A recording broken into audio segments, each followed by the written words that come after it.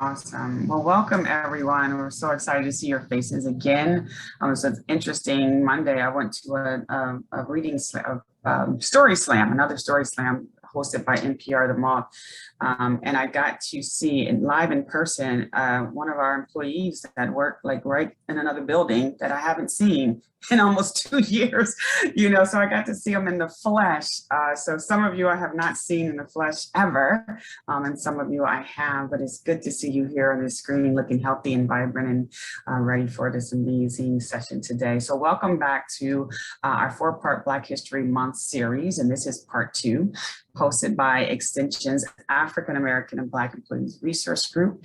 I'm Danielle Hairston-Green. I'm the Institute Director for Human Development and Relationships with the UW-Madison Division of Extension, and I'm also the chairperson for the African American Employee Resource Group. Our purpose for our resource group is to serve as a resource for and foster current and future African American Black colleagues' success by sponsoring programming. What happened here? Sorry, can you guys hear me? Okay, sponsoring programming, providing collegial support, encouraging belonging, and raising a collective voice related to issues that impact employees' ability to thrive personally and professionally. This year, we are co-hosting this series with the Entrepreneurs of Color support team, incorporating Black history into extension programming by sharing stories, research, and vibrant discussions. The Entrepreneurs of Color support team was formed in 2019 with the mission of supporting wealth creation through entrepreneurship within communities of color. They focus on expanding knowledge of BIPOC business ownership, developing educational programs, and working with communities, organizations, and individuals with a shared mission. You will learn more about who they are during this series and the ways that their work resonates with Black history. So why is Black history relevant to extension programming today? Well, in more ways than you may imagine, and while this series is focusing on the intersection of Black history and Black businesses, there are numerous intersections that directly applies to extension, striving to be an anti-racist institution and in a wide array of programming such as organizational development, financial education, health and well-being, land stewardship, and farming. And before we move on to our program, I would like to first acknowledge our leadership for Aaerg. Rick Mills is the secretary, Catherine Borg-Smock, members and events committee, Eva Terry, treasurer, James Bowling, the committee chair for retention and recruitment, and our shared leadership for the professional development team, Jenny Abel, Randy Zagram, Heather Quackenboss, Erin Conway, and Monica Lovenstein.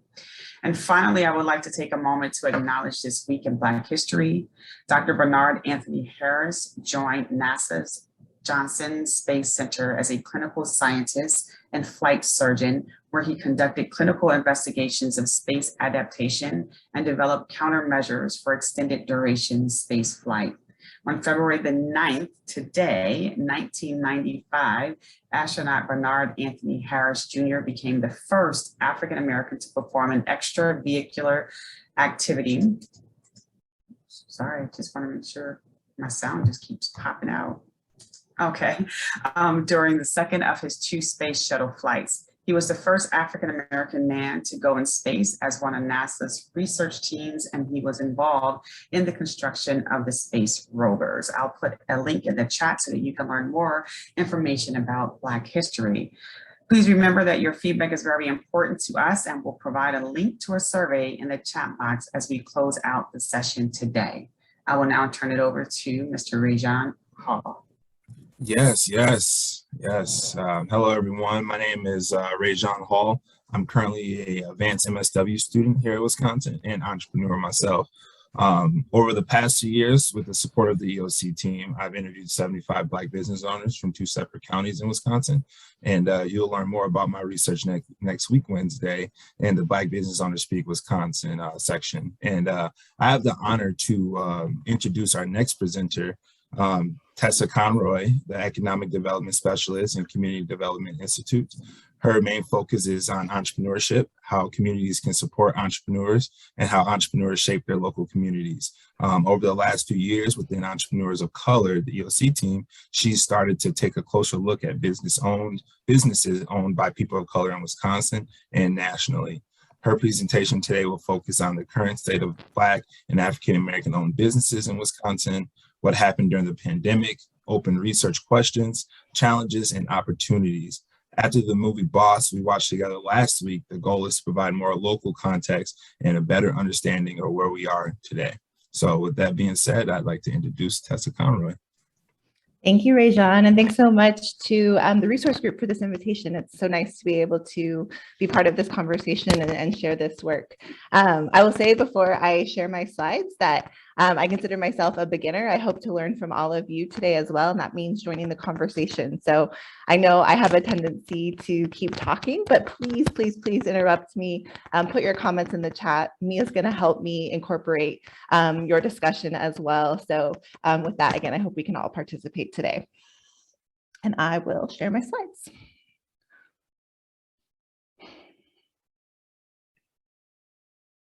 All right. So today is somewhat data intensive. I'll try not to chart you to death, but I do want to just give a sense of what the numbers look like for Wisconsin when it comes to looking at Black and African American owned businesses. So just a sort of basic lay of the land here. Black or African American owned businesses in Wisconsin have grown substantially in number, and that's what I'm showing you in this first chart with the orange bars. And then I'm going to compare the Black or African American owned business group to other racial and ethnic categories, just so that we can kind of see for ourselves what things look like in comparison. And what you see going from, excuse me, I just need to change my orientation here. What you see going from 2002 to 2012, and I had to stop in 2012 just because the census changed their data on me, is really dramatic increases, more dramatic than for any other racial ethnic group in Wisconsin. So this is the story of, a rise of entrepreneurship, a rise of business owners of color, and particularly Black or African American owned businesses. From 2007 to 2012 in particular, we saw a 70% increase in Black or African American owned businesses. So this was a time of quite a bit of growth.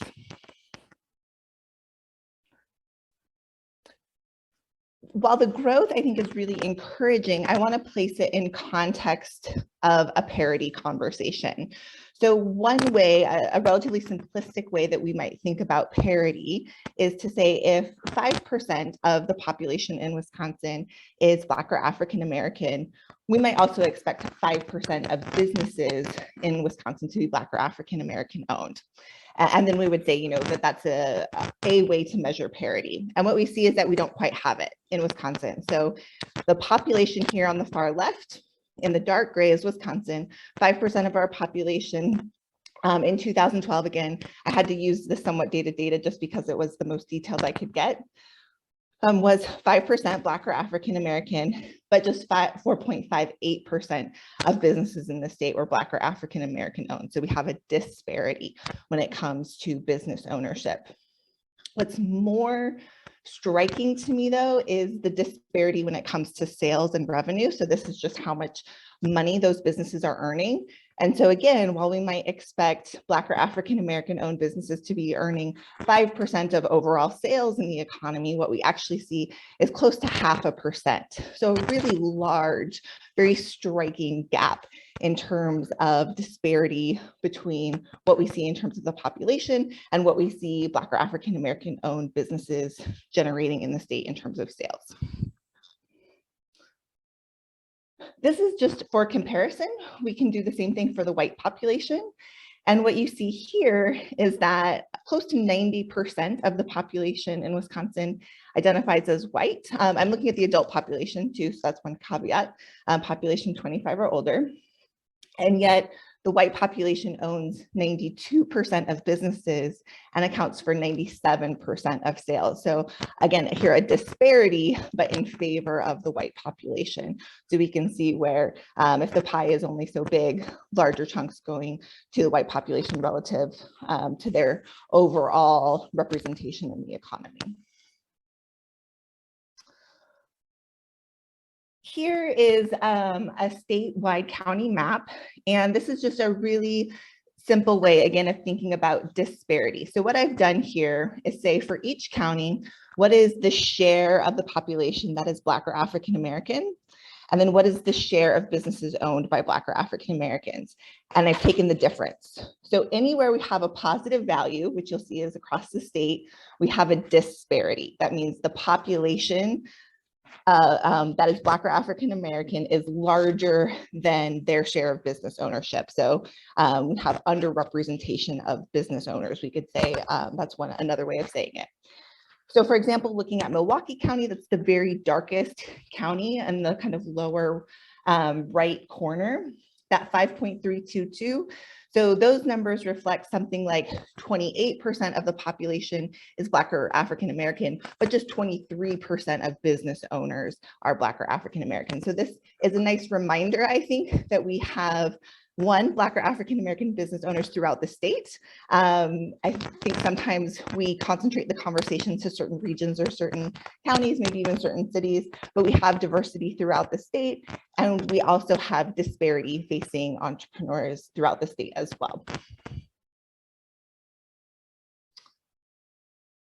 Here I'm able to update the data a little bit with 2017 numbers and look though specifically at businesses with paid employees. So in all my other figures, I was looking at the sum of all businesses. So those could have been just one man or one woman shops, as well as big businesses with employees. Here, if we just focus on that bigger chunk of businesses that have paid employees, what we see is that in 2017, we're losing progress basically. So even before the pandemic, while we had growth among Black and African American business owners from 2002 to 2007, that growth really stalled for this community in a way that it did not, for example, for the Asian-owned businesses or Hispanic-owned businesses.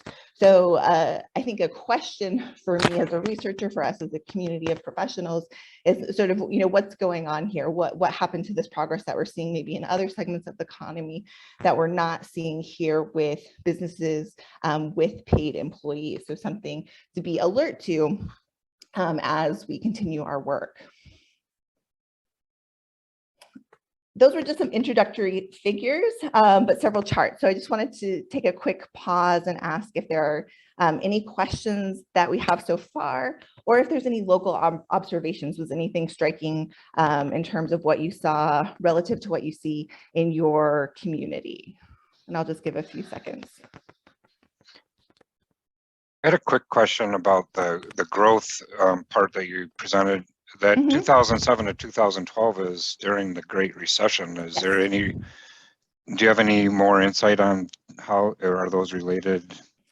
So you're exactly right. So I can comment a little bit further in that this was a really noteworthy period for business owners of color, and that business owners of color were growing in number as well as in job creation during a time when white-owned businesses were actually declining.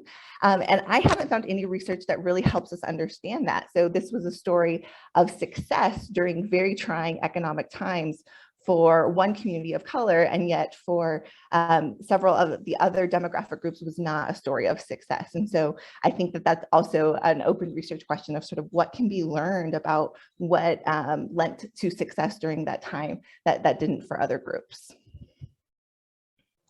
So you have two questions in the chat box that pertains to the data and what, like, who is included in this data. So for example, do the business numbers include franchises, or they're all independent businesses? The other question is, does this include online only businesses like shop in Etsy, for example? And maybe you can talk a little, because I was thinking about that too, like some like the data is a snapshot, and we do know there's some undercounting going on too, right? Yes. So there's some limitations, certainly. So these data are coming mainly from tax document sources. So any business that has over $1,000 in revenue should be included in this data source.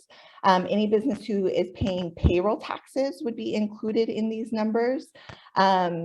Any business filling out a 1099-C should be included in these numbers. So for various reasons, maybe including documentation, the formality of the business, for example, we might be systematically undercounting certain business groups. It could also be the case that it would also be the case that I'm counting businesses, but not people. So if one person owns multiple businesses, that would make these numbers a little bit trickier to understand, which we would expect to see. Some entrepreneurs certainly have more than one venture. So I hope that helps. Do you have any comment? Oh, go ahead, Sherry. Okay, thank you. I'm not quite sure how to evaluate the numbers. So when you brought up on your map that Milwaukee has 25% Black population, but 23% Black businesses, that seems fairly close. I'm wondering, what you make of that versus other parts of the state. Right. So I'm just not sure how to evaluate those numbers at all. It's a really good question. And I would say it varies a little bit depending on the source I look at in terms of how they evaluate disparities. So one might argue that we actually, rather than take the absolute difference that I did, where we ended up with that 5% difference, that we would want to take something more like a ratio. Well, and by that, I mean, okay, what is the ratio of 23% to 28%? I'm not great here off the top of my head, it's something like 80%. So we're 80% of the way there to parity. Maybe we would look at a different county in Wisconsin and just 1% of the population identifies as Black or African-American, and only 0.5% of Black or African-American owned businesses or of businesses are Black or African-American owned. So the gap is 0.5%. But if you calculate it as a then we're only 50% of the way to parity. So it's kind of it's somewhat up to interpretation in terms of how you want to think about disparity. In my sense, there are multiple ways it's being measured that I see in reports and literature. And that's going to affect how big or small the reader sees the gap.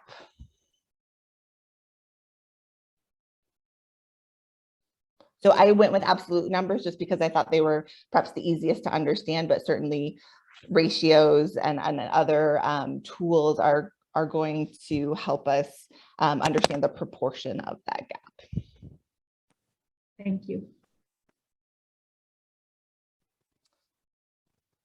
Other comments? I think I'll move on. All right, thank you guys for those questions. All right.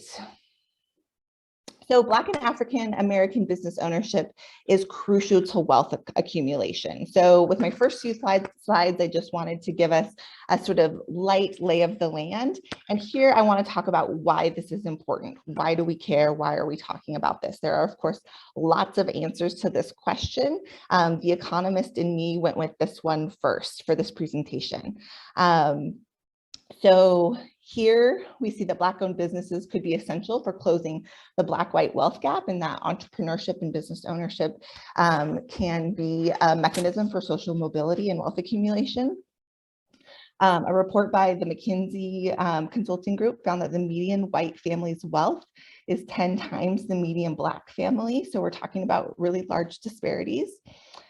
And they also find that this gap costs our economy between 1 and 1.5 trillion per year. So it's very expensive in terms of lost economic opportunity to have these gaps.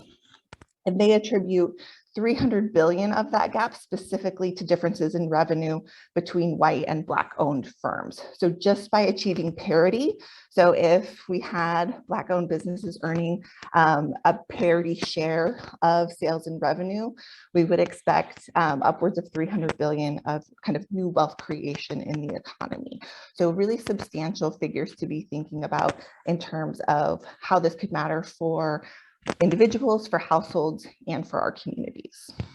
I have links to these sources as well on the slides if anybody is interested. So thinking about why it's important, I also want to take a look at just sort of more recently what's happened during the pandemic. And what the literature points to is that the COVID-19 pandemic was likely most challenging for Black or African American owned businesses when we look at racial and ethnic groups. That is because Black and African American owned businesses have the largest share of their businesses in vulnerable sectors. So things that tend to have to close, retail, restaurants, personal services, these types of activities. And so those were more severely impacted than other industries. These businesses were the least likely to have employees, and that had implications for getting access to resources, as well as the savings that allow you to weather a downturn. Smallest average sales, again, a very similar argument. Going into the pandemic, these businesses were the most likely to be financially distressed, the least likely to be profitable, and had some of the lowest credit scores. So for that reason, even going into the pandemic, businesses were already vulnerable. And then when this downturn happened, had perhaps a harder time weathering the storm. But there is some good news here, which I have saved for a little bit later in the presentation. So what does this mean for Wisconsin? What are these figures saying? So the first feature or characteristic of Black or African American owned businesses that I want to point to is that most have no paid employees. So what I'm showing you here in blue are the number of firms with paid employees versus the number in orange, which is the number of businesses without paid employees. So it's upwards of, I think it was 95% of Black or African American owned businesses are these one-man, one-woman shops with no paid employees. That certainly entails a certain amount of flexibility, but it can also imply, or we tend to find correlations that these businesses are lower earning, have lower savings accumulated, and all of that can make it more difficult, again, to weather that economic downturn. So the small size makes these businesses perhaps more vulnerable with the onset of a challenging few years. Black or African American owned businesses are also concentrated in the sectors most vulnerable to the negative impacts of COVID-19. So what I'm showing you here are the 4 sectors that were sort of hardest hit by the pandemic. And then what share of businesses for each racial or ethnic group were in those sectors. And what you see is that for the white business owners, just over 30% of businesses are in these very vulnerable sectors. But for Black or African American owned businesses, upwards of 55% were in these vulnerable sectors. So when the pandemic hit, Black business owners were much more likely to encounter those sort of severe negative effects that we saw. It makes it more difficult to survive a downturn.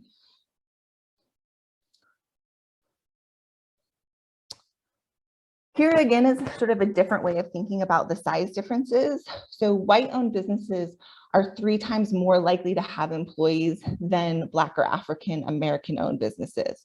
So on the left-hand side, we're looking at non-Hispanic white-owned businesses, and what you see is that 19%, I'm going to round up and say 20% of businesses have employees, whereas for Black or African American owned businesses, that number is just 6%. So you see this very systematic difference in terms of the likelihood of having employees reaching that sort of critical size, where maybe you have a few more tools at your disposal, some flexibility for surviving a downturn. It also can mean greater access to things like some of the loan programs that existed during the pandemic. And so these size differences end up really mattering when it comes to survival. Tessa, do you have a moment just to answer a couple of questions that came up? Well, Dominic was asking about the 1 to 1.5 trillion gap that you were talking about with associated costs of not reaching parity and doing all these other things to create more equity. he's saying, can you talk about the costs associated with the 1 to 1.5 trillion gap, or rather the adverse impacts of the gap? And then we have another question after that too, if you're okay taking those. Sure. So I'll try to expand a little bit on that wealth gap. So the wealth gap would include things like differences in cash savings, would include differences in home value, as well as differences in what each population has in terms of business equity.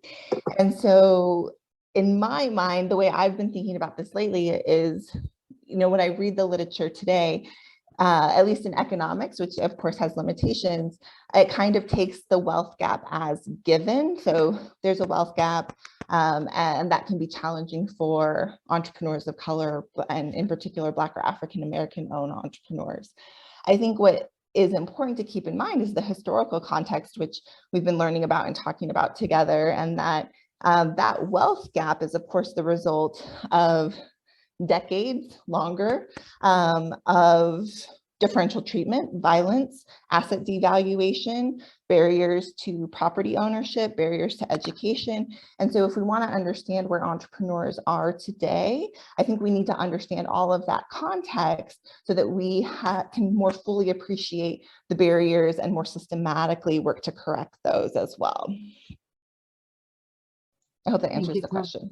Thank you, Tessa. And then Monica is asking, could you give some examples of what would be included in other services? It was a previous slide. Yes. That looked like a big category. Yes. And Dominic, saying thank you to you. Yes. Other services is a big category. So if memory serves me, it's things like personal services. So I believe like barbers and hairdressers would be in personal services. If I'm remembering right, childcare would be included in other services, but also it's quite a smattering. So things like machine repair are in other services, dating services are in that sector. So it's a really broad array. And I should have given some more examples, so thanks for raising that question. All right. We're up to speed, so you can keep going. All right, great. So here's another way of thinking about the small size of businesses owned by people of color, and in particular, Black or African American owned. You see average sales per firm on the y-axis here, and we have average sales per firm. These are in thousands, so I'll just keep it simple, $1,000 on average for Black or African American owned, less than half of what it would be for for white owned businesses, for example. Another way of thinking about this, and I should have included the size, is that for every dollar earned in the average white owned business, the average Black owned business earns 65 cents. So if you're familiar with like a gender wage gap, so women earn, let's say 92 cents on the dollar for men, if we were to set up a comparison of similar similar terms, we would be saying that the average Black owned business earns about 65 cents for every dollar that the average white owned firm. So in terms of talking about equity and percentages, I think that's really striking and really large. Okay, I think what is interesting though is that those businesses that do have employees are comparable to white-owned businesses. So a lot of those gaps that we saw tend to fade when we get into businesses with paid employees. So another way of saying this is that a lot of the data that I'm looking at, I'm including businesses of all sizes. One of the features though of Black or African American owned businesses is that they tend to be smaller. They tend to be just one person. But if Black or African owned businesses get to the growth stage where they have employees, they perform relatively comparably to other racial and ethnic categories, particularly non-Hispanic white. So we're still seeing a gap here, but in general, as Black or African American owned businesses advance to these larger size categories, some of the gaps go away. So to me, this could be an opportunity for programming, is kind of helping entrepreneurs in these small size categories advance and grow, because we see, again, those disparities shrink as they reach higher levels of size, both in terms of employment and sales. So I find that really encouraging. So in sum, Black and African American business owners were more vulnerable to the negative effects of the pandemic. So we saw that they were disproportionately concentrated in the sectors most negatively impacted by COVID-19. In addition, we saw their small size. So they're much more likely to operate without paid employees. We call those non-employers. And their non-employer status can make it more difficult to secure a loan, to weather a financial downturn, and to incur the cost of doing business during COVID-19. So these costs, as we maybe all saw, it might include touchless technology, extra sanitation, online platforms, social media training. All of those are expensive for business owners. And if you're already in a position where you maybe have not accumulated much savings or are sort of getting by month to month, week to week, these extra challenges become quite burdensome and quite cumbersome. I want to give a more concrete example, though, of kind of how these challenges can play out for business owners. So even though, for example, the Paycheck Protection Program, the PPP program, there were not explicit barriers for small businesses, the incentive structure can be such that we systematically disadvantage certain business owners. So here's an example that I see of that. So for the Paycheck Protection Program, lenders earned an origination fee equal to 5% of the loan balance for loans under $350,000. And that percentage that they earn on the loan goes down as the loans get larger. So even with that in mind, though, if we think of a loan of $40,000, a lender would make just $2,000. So for a small business to engage with them, to provide financial services, to work with them on a loan, yields a relatively small payoff. And yet we see large businesses, something like Ruth's Chris Steakhouse, they got sort of roasted in the media, received something like $20 million in PPP lending. And a loan that size is going to yield $200,000 in fees. So much more lucrative to serve these big businesses. So if it's the case that a certain population is disproportionately in the small size category, then even though we don't have explicit discriminatory language built into the program, we still end up systematically perhaps excluding or disadvantaging owners of small businesses, and those might be people of color in this case, or are people of color in this case. So we can see how, I just want to kind of draw attention to how these challenges are connected of small size and access to resources. But even before the pandemic, I want to highlight that Black and African American business owners were especially underfinanced. So here we have just some statistics to mull over. So 58% of Black-owned businesses were at risk of financial distress before the pandemic, compared to 27% of white-owned. These are mostly reports done by the Federal Reserve banks, if any of you are interested in the resources. Black-owned businesses, Black-owned business owners are more likely to indicate difficulty accessing credit. We also know that marginalized groups, including Black business owners, are less likely to receive full financing when they apply. And all of this despite the fact that 30% of Black owners of employer firms hold an advanced degree, which is true for only 22% of white peers. So sometimes we might see the argument out there that, well, it's hard to know whether Black or African American business owners are as competitive as candidates for lending.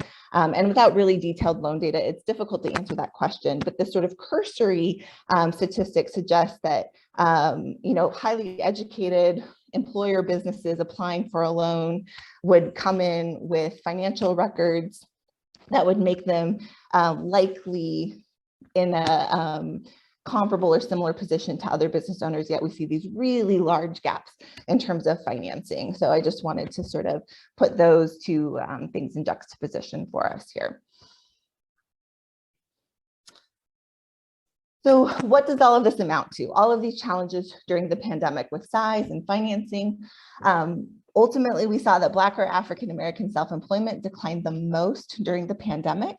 So compared to our other racial or ethnic groups, Black and African-American owned self-employment declined by 40% in the first month of the pandemic. That was really striking. That's compared to 22% overall for all other groups.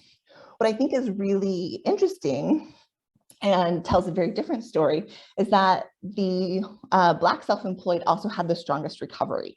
And you see that here in the later months that I'm showing you. So April is the first month in the sort of darkest orange or brown color. So that's the biggest decline. Then you see self-employment start to come back with each subsequent month, May, June, July, and by the end of the summer and into the fall, we actually see Black self-employment rising above what it was going into the pandemic. So really deep decline followed by a really accelerated increase. So what's going on here?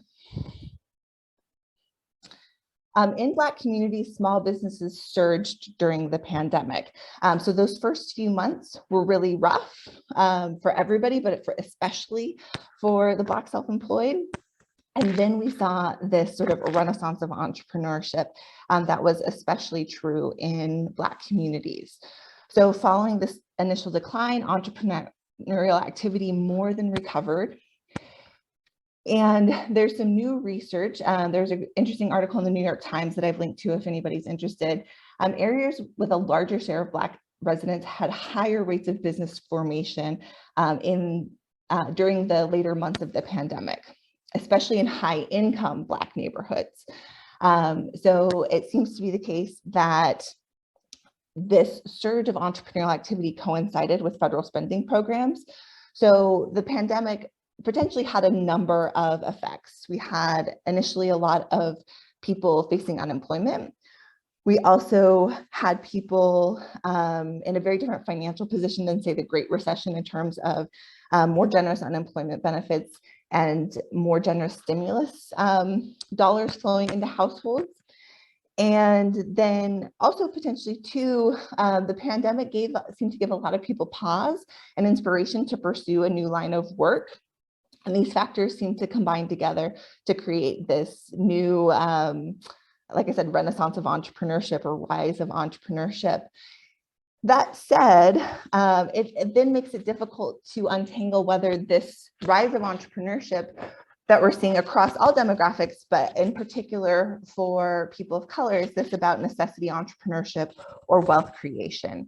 You know, is this people pursuing entrepreneurship partly out of desperation because their employment has gone away or they don't feel safe at what was their past employment position, so they need to find something else? Or is this a story about new opportunity, about wealth creation, about growth of new businesses? And to be honest, we just don't know. It's kind of too soon to tell. I did want to pause here though, and I think the rise of entrepreneurship during the pandemic, which again was true across all demographics, but particularly Black or African American business owners, is surprising to some people. But I just wanted to pause and ask, you know, what kind of new businesses did we see during the pandemic? Do you guys have any examples of in your local community of what we saw nationally in terms of lots of new entrepreneurs?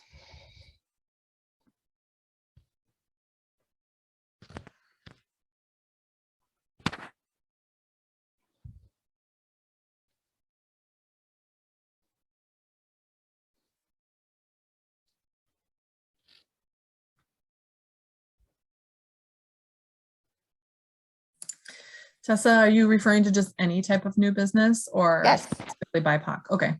Yeah, my family is an example of one.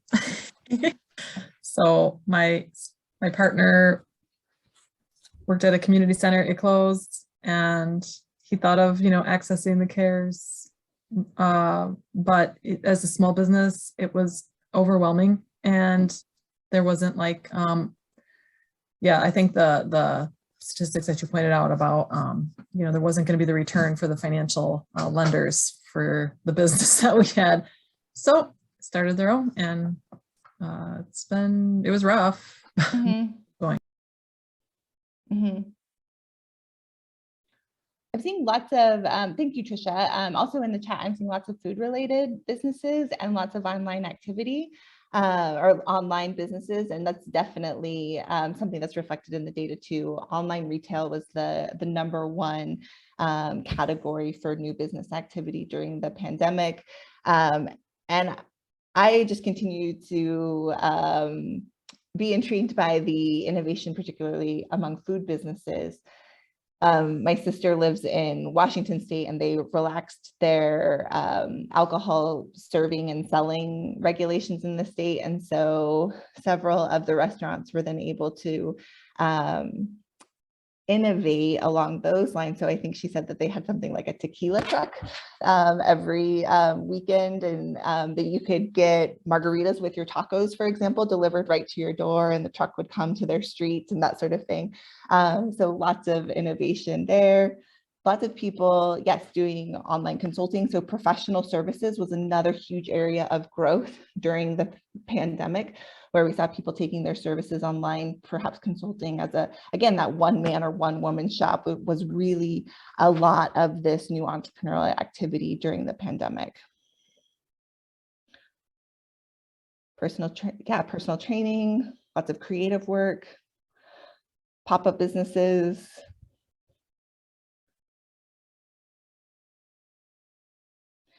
A question here, do you have any sense of how much of this business growth is a primary earning business versus a side hustle? If memory serves me, 70% of these sort of new ventures that are maybe just one person state that their goal is for it to be their primary income. I think at the time of survey, something like for 30 to 40%, it's their primary source of income. So not everybody, but also a non-trivial share. Tessa, before you move on, Sherry asked earlier on when you were talking about the racial wealth gap in terms of earnings, the 65 cents, she's asking, is the 65 cents to $1 earnings disparity related to the client base served, or are you saying it's size related? And would you mind also repeating the differentiation between the gender and the race gap when it comes to the dollar? So I was just trying to, first with the gender wage gap versus what I'm seeing here for businesses. So we hear a lot about the gender wage gap, and it's just something people are familiar with. So I wanted to give us that comparison. So, you know, something like, I haven't looked at it most recently, but women earn 92 cents on the dollar for every, or 92 cents for every dollar earned by a man. So we have that sort of wage gap, and that's, you know, arguably, you know, too big. But then when we look at what we have for the earnings gap among business owners of color, and it's even more striking. So that's why I was saying the average Black-owned business earns 65 cents for every dollar earned in the average white-owned business, just to give us a sense of, wow, we thought the gender wage gap was bad, and here we have an even larger gap in terms of business sales and revenue for people of color. That gap, though, is attributable to potentially many things. So it could be related to size. So it could be that Black or African-American owned businesses are just smaller in general, so they're going to earn smaller sales. It could be related to sector, that Black and African-American owned businesses are in lower earning sectors. So for example, wholesale businesses tend to have some of the highest earnings, and we don't see very many people of color in that sector. Instead, they tend to be in a lot of service sectors with lower margins. And even though I think the sectoral and size difference help us understand the gap, I think we should be thinking about what sort of systemic features of our economy incentivize starting in one sector or another. If Black and African Americans on average face greater wealth gaps and more limited access to financing, their ability to start a business in a high earning sector is going to be much more limited. Accessing that level of capital is just going to be really difficult. So I think it's important to keep in mind those, again, sectoral and size differences, but also be asking why those exist in the first place.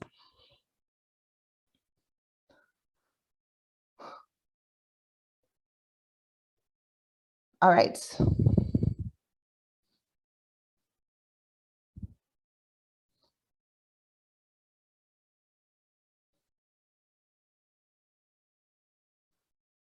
Oh, Miles has the most recent numbers for those of you interested in some of these data gaps. So thank you, Miles, for including those in the chat.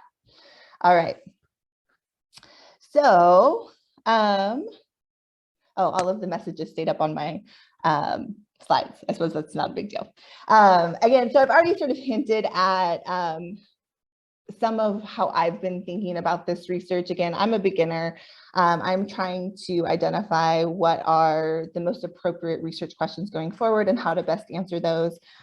I mentioned that oftentimes in the economics literature, we kind of see this wealth gap taken as given, and there's really not much discussion of the historical factors that contributed to the wealth gap. And what I'm just trying to suggest here is that we think together about, okay, we observe these disparities in business ownership today.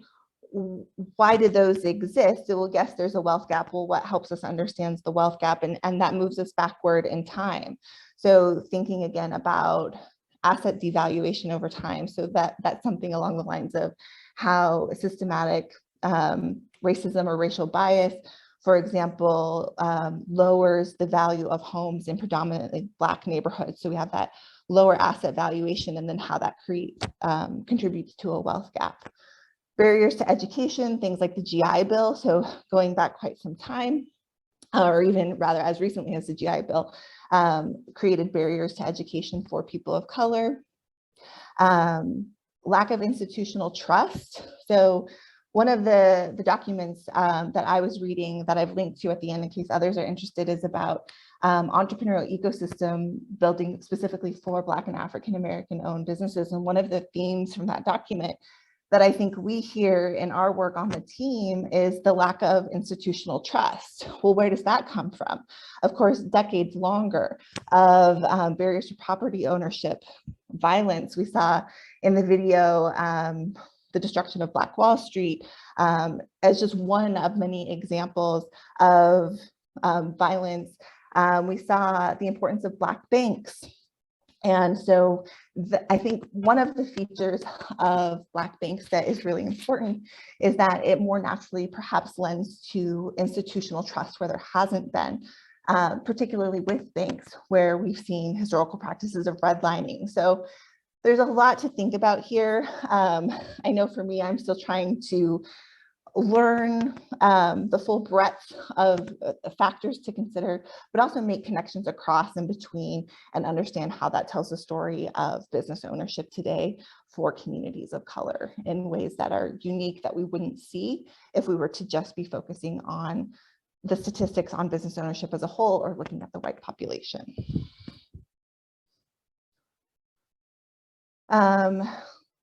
With that, though, I wanted to give an example and then turn it over to you. So we had already talked today about the Paycheck Protection Program. And one of the features of the Paycheck Protection Program was that it was run through banks. So people access these dollars by working with a bank with their application. Alternatively, we could imagine a program that was run through credit unions, or maybe a program that was administered by the IRS or by our economic development corporations. By running it through banks, people that had an existing relationship with banks were at an advantage to get those funds. And what we know is that people of color are systematically less likely to have an existing relationship with a bank. And you see that here in this graphic. So these are funding sources used over the last 5 years. And we see that for Black and African American business owners, they're just much less likely to work with a bank compared to our other racial and ethnic categories. So again, even though there's not a systematic or an explicit discriminatory language by working with banks, it necessarily becomes the case that certain groups are going to have a systematically harder time accessing those funds. And where does that weak relationship between banks and people of color come from? Well, again, I think we need to be looking at historical context, and that's just one of the things that I'm trying to understand better as a researcher so that we can better understand and address the challenges that exist today. And I just had another example. This is just, again, I'm a beginner, but I watched 13th not too long ago. And so understanding the extent to which our criminal justice system disadvantages people of color, Black or African-American men specifically. And then we see this paycheck protection program where the language is written such that people who have been involved with the criminal legal system have less access to funds. Again, even though there's maybe not explicitly discriminatory language, what that does is disproportionately affect a particular community of color. So making these connections across kind of historical context and the programs we see today, I think is really important for understanding the world that business owners of color are navigating. And then again, I just wanted to open it up to others and ask what you're thinking about. Are there other historical factors that come to mind that could help us understand the struggles or the successes of Black or African American owned businesses? So again, I brought up criminal justice system. I've brought up assets evaluation, strained relationships with banks. Are there any other factors? And I'm especially interested in those factors that you see leading to greater success and some of this surge of entrepreneurial activity that we've seen in most recent years.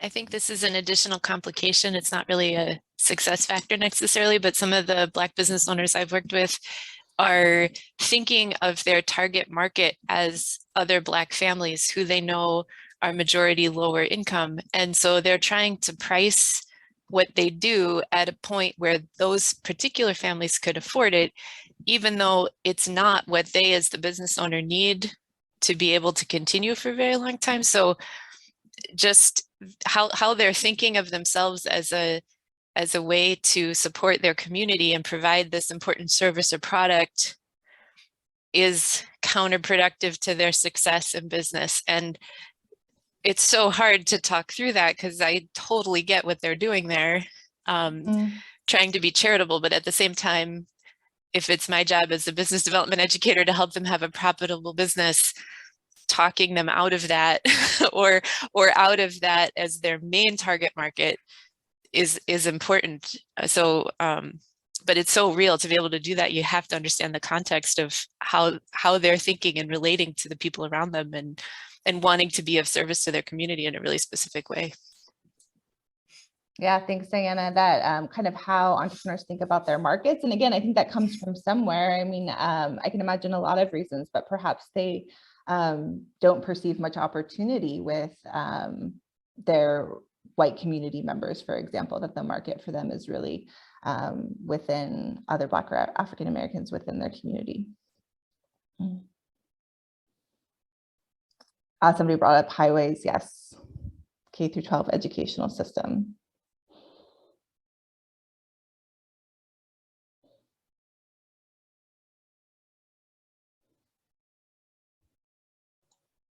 From my understanding of some of the history of Black business and then today working with Black business owners a lot in my own work, I do feel like a lot of times the values that are attributed in starting a business may look very different from, if I'm completely generalizing, a white-owned business.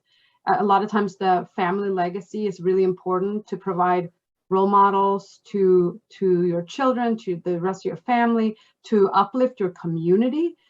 It's a lot more than an extractive kind of capitalist, I'm going to win it, winner takes it all kind of model. It's a lot more, to me, community oriented than what I see in, generally speaking, white business owners. And I think that has a lot to do with history and understanding, the importance of working together and, having each other's backs with all the discrimination that's happened or is still happening. Mm-hmm. Thanks, ma'am.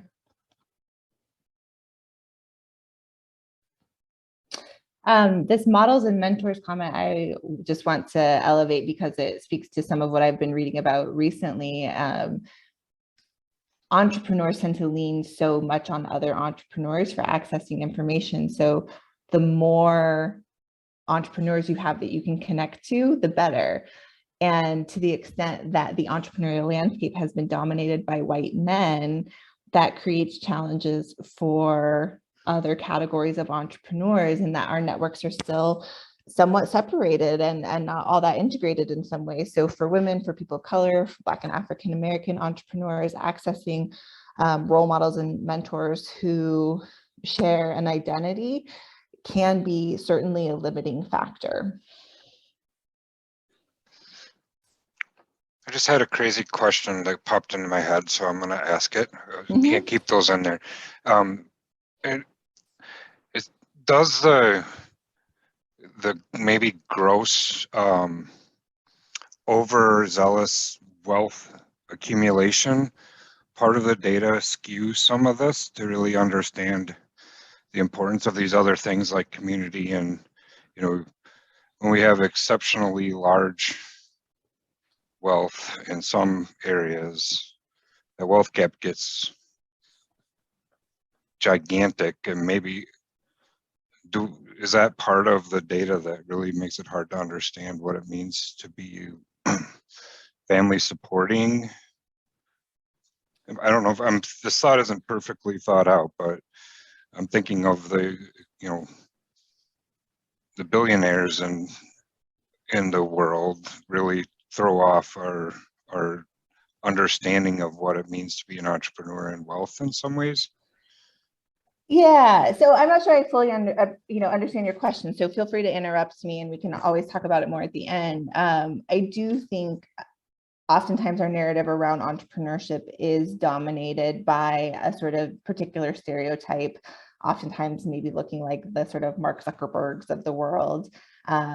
And so we sort of lose sight of the entrepreneurs in our community who are contributing to quality of life in rural areas, who are making a living for themselves, who may have just a one-man or one-woman shop that is run out of their basement or out of their van or whatever that may be. And so I think, you know, I like to think or hope to be agnostic about entrepreneurship, that all of these types of folks really count as innovators. They're doing something differently. They're doing something to, again, make a living for themselves.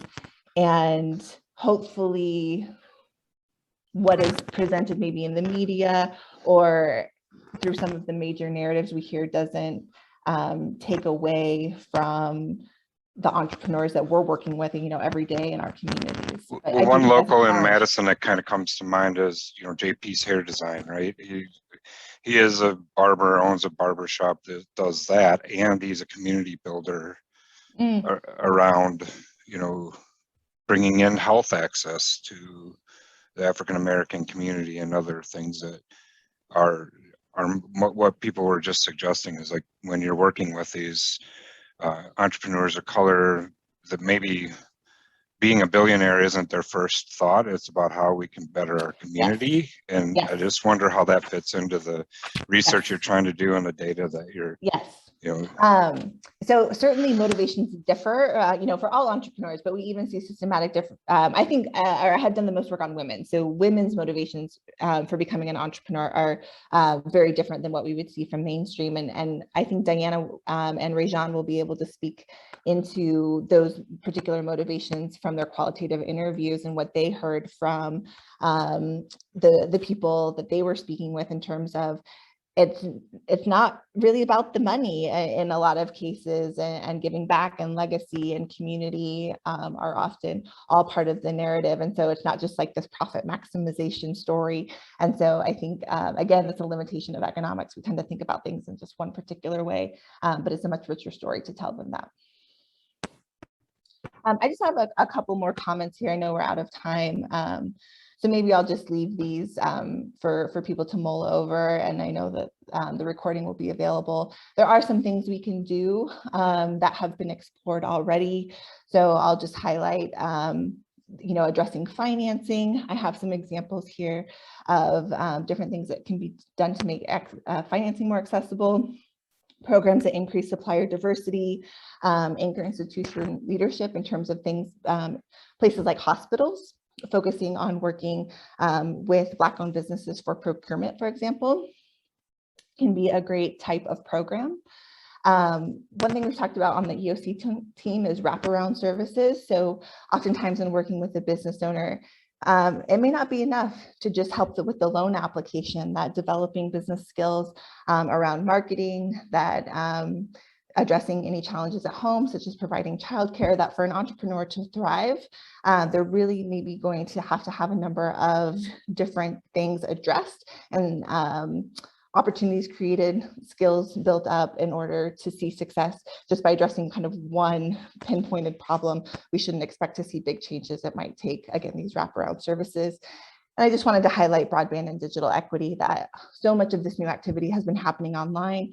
And I think what we know about access to broadband inequities when it comes to digital services can also help us understand, again, we need to make a connection here across fields, across topics, and understand that that likely has implications for entrepreneurship as well. So just a few examples here of things to think about at the end, and a lot of resources for those interested. Thank you again for your time. I went a little over and I apologize, but thank you all for your participation and comments. I really appreciated getting to learn from you too. Thanks, everyone. We'll see you next week. Well, wait, maybe Danielle, did you want to say a couple parting words?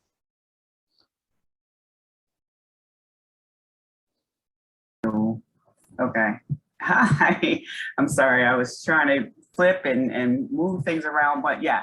So yeah, thank you once again for joining us this afternoon, everyone. I just want to remind you that we have another session. As Mia mentioned, next week, Black Business Owners Speak Wisconsin, a holistic understanding of the African-American entrepreneur in the state of Wisconsin. If you self-identify as African-American or Black and are interested in joining Aaerg or consider yourself an ally and would like to strategically support the work that we are doing, please contact Captain Borg Smock or visit our SharePoint site. Also, a member from our professional development committee will place the link in the chat for you to complete a quick survey if they haven't already. I think I saw it. And this survey is extremely important to us as we use the data to help us strengthen the work that we do in supporting our African-American and Black employees and bring awareness to our allies. So again, thank you. On behalf of Aaerg, we'll see you next week.